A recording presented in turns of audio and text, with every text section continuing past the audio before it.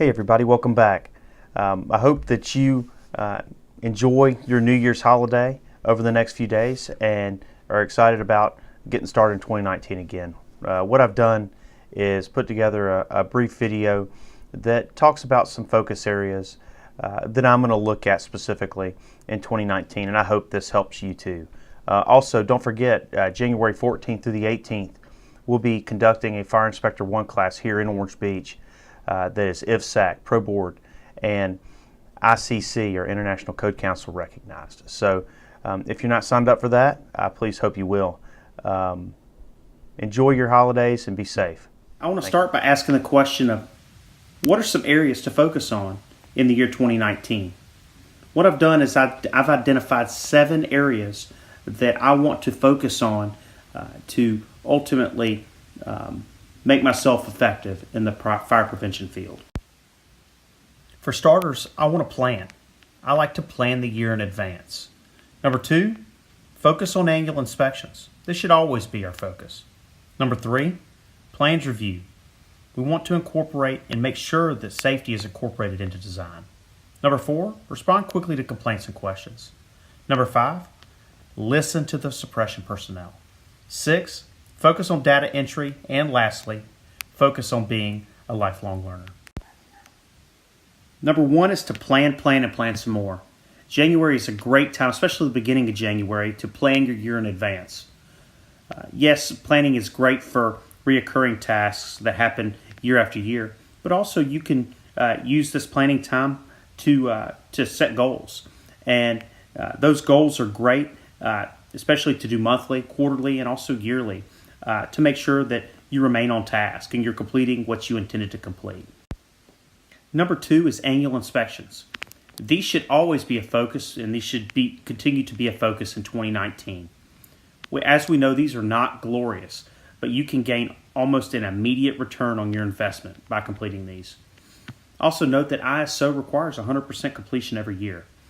So get out there, get into these businesses, and minimize the risk in your community. This is the way you do it, by completing annual inspections.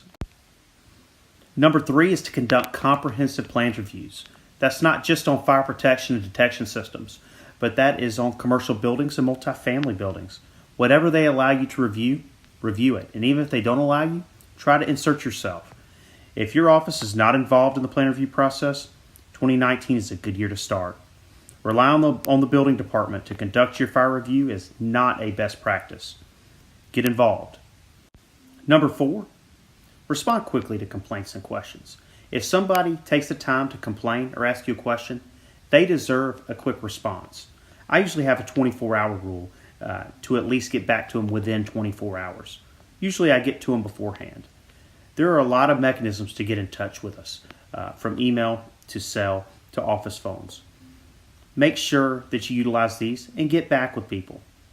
More importantly, get back with them quickly. Number 5, listen to the suppression personnel. Do not get completely disconnected to where you forget where you came from. Our job is to maintain their safety and listen to their needs. So when they've got a problem, they've got a question, or they need your help, they deserve your attention and they deserve your action.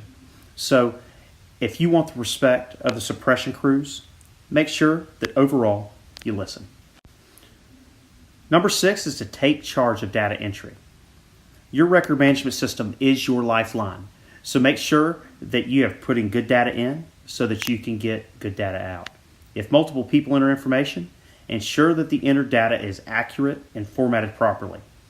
Effectively train your team in this area. Again, you can only go as far as your data will allow you. So good, clean data is what you need. Number 7, invest in you. If you're not already, you should aspire to become a lifelong learner. Never stop learning. Find meaningful training opportunities that align with your specific goals for yourself and your department.